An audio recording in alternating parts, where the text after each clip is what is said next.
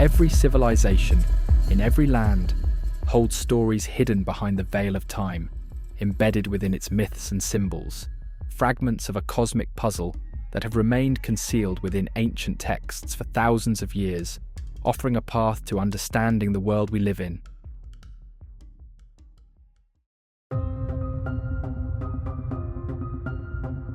In this book, we encounter a different theory about the sun god. The author believes that according to ancient people's beliefs, the sun they referred to was not our solar system sun, but Saturn. According to this theory, during the period referred to in myths as the Golden Age, Saturn was fixed in the northern part of the sky at a much closer distance than it is today. It was as if the entire world revolved around Saturn. This planet was so bright in the night sky that it was referred to as the primary sun. Unlike today's sun, it did not rise and set, but remained constantly in one place in the sky due to its fixed position. The grandeur of this planet was so immense in the eyes of Earth's inhabitants that it was called the majestic, terrifying god, and referred to as the supreme sky god. Thus, any god referred to as the sun god, according to David Talbot, is the god Saturn, or the supreme god. This includes gods like Atum, Cronus, Apollo, Helios, Surya, Uto or Shamash, and the Persian god Mithra.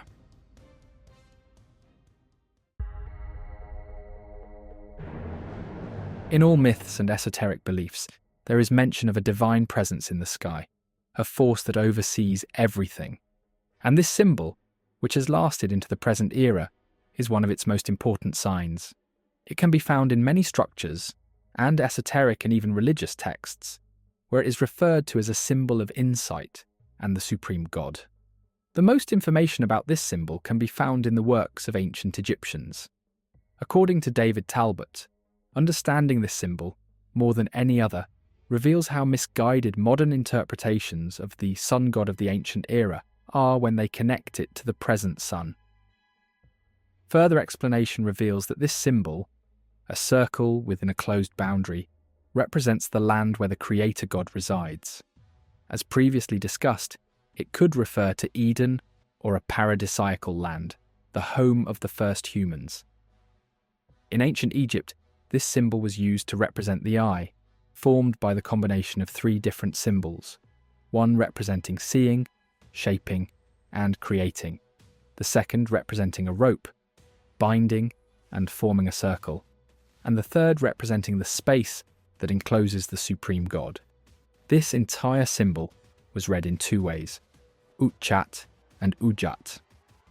I am he who dwells in the Utchat. This can also be found in the Harris magical papyrus. I am Shu under the form of Ra, seated in the middle of his father's eye. And in the Book of the Dead, I am the pure one in his eye. I am he who dwells in the middle of his own eye. We also have this interpretation that the circle in this symbol represents the royal crown, as if viewing the crowned king from above his head. A supporting example can be found in a text where Egyptian rulers would place a crown with this inscription on their heads. O Osiris the king, I make firm the eye of Horus on your head, a headband.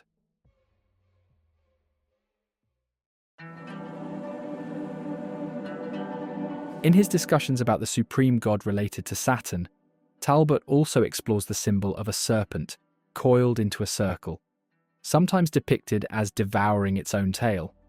All gods associated with Saturn, from Atum to Ra, Anu, Yama, Huangti, Quetzalcoatl and Cronus, are linked to a serpent or dragon, and specifically, the serpent or dragon eating its own tail is considered a symbol of time.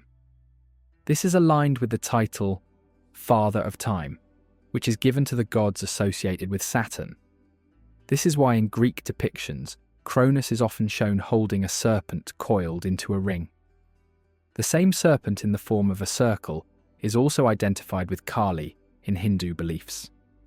She is a goddess associated with time, creation, and the destructive forces of the world.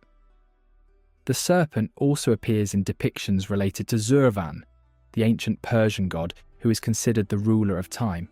Zurvan is the one who defined the concept of time we experience in this world to mark the period of the battle between Ahura Mazda and Ahriman.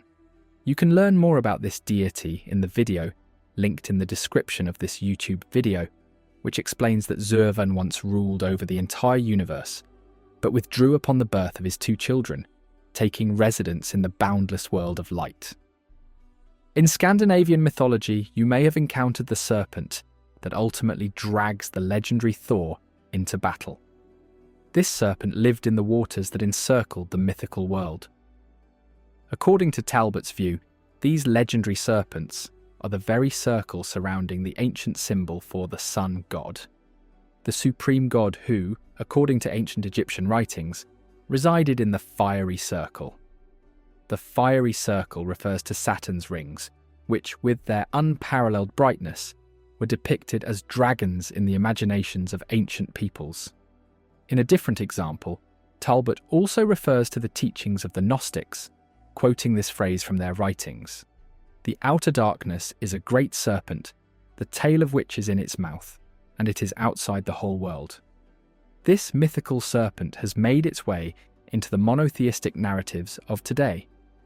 If you search for it, you will find the story of a shining serpent that, in Muslim belief, encircles the foundation of the Kaaba, guarding it.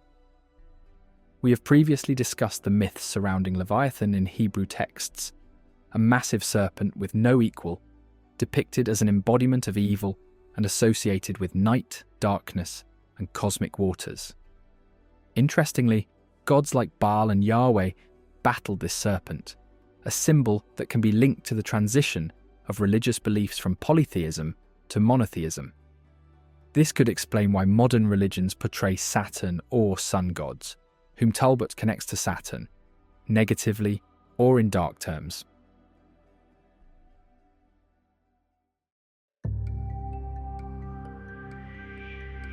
One of the points Talbot reaches in his study of ancient texts and works is the similarity between the words for serpent and mountain in the languages of various indigenous peoples around the world.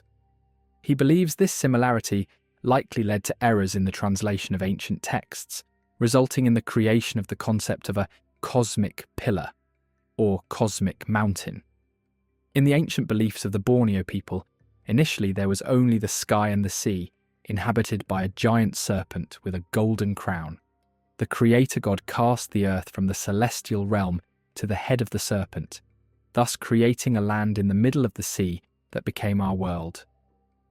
Some Indonesian natives speak of a vast sea inhabited by a serpent, and the goddess of the heavens created the earth above this serpent. In Hindu mythology, a giant serpent named Shesha is said to hold the world on its head. Talbot also points to a translation error in ancient Egyptian texts, where the sun god, contrary to common belief, associating him with the current sun, was not said to rise from behind the cosmic mountain. Instead, the sun god was always depicted as being fixed and radiant on top of the mountain. However, among the ancient gods that Talbot associates with that Saturn, this error is not found in the myths about Mithra. Mithras is often depicted alongside the sun god, and when the sun sets, Mithra remains awake, watching over the night from the heights of the world. In the description of Atum, the chief god of the Egyptians, it is stated that he leaned on his pillar in the middle of the sky.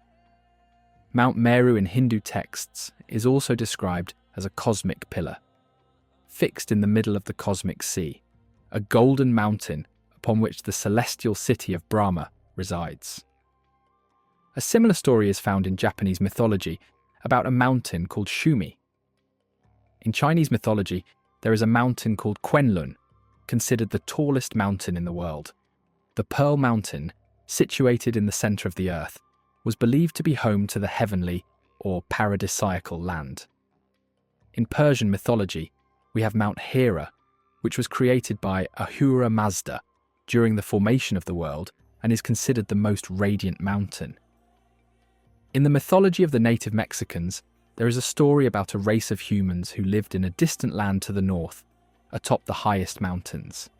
This place was always covered by clouds, and it was the residence of the supreme god named Tlaloc. In the Eskimo tradition, beyond the upper and lower worlds, there is a giant mountain that is the source of divine powers. Native Americans also have a concept of a cosmic mountain, referred to as the House of the Gods. This mountain appears in various mythologies with similar features. It is higher than all the mountains on Earth and serves as a cosmic orbit. It is the place where the supreme god resides and rules the world. According to Talbot, this mountain corresponds to the northern axis of the Earth, where Saturn was once seen at its peak, appearing as if all the stars were revolving around it. Mount Zion and Mount Olympus are the best-known examples of this type of sacred place, considered the dwelling places of the gods at high altitudes. According to Talbot's explanations, both of these places were not on Earth, but in the sky. The majority of the book's explanations again refer to ancient Egyptian works. They mention a pillar called Shu, created by Atum at the time of creation. In their depictions, the all-seeing eye, or the supreme god, is shown above this pillar. The obelisk was also used for a similar concept, symbolizing Atum on top of the cosmic pillar. In Egyptian pictographic writings, this symbol was used to write this word, which means stability and standing in one place. The word men also means mountain or base, and the word Menauret signifies the cosmic mountain. Talbot even suggests that this word might be the root of the term minaret in Islamic culture.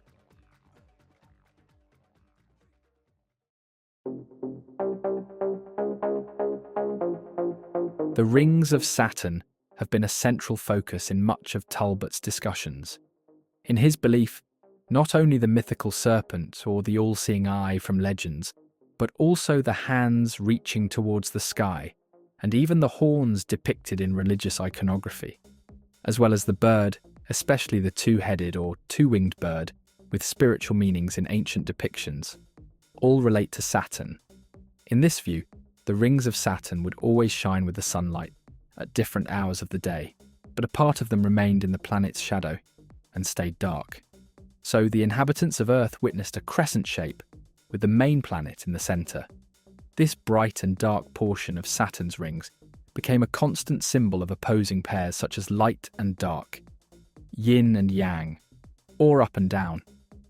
This imagery is represented in written works as the shape of the sickle that Cronus, the god of time, holds in his hand.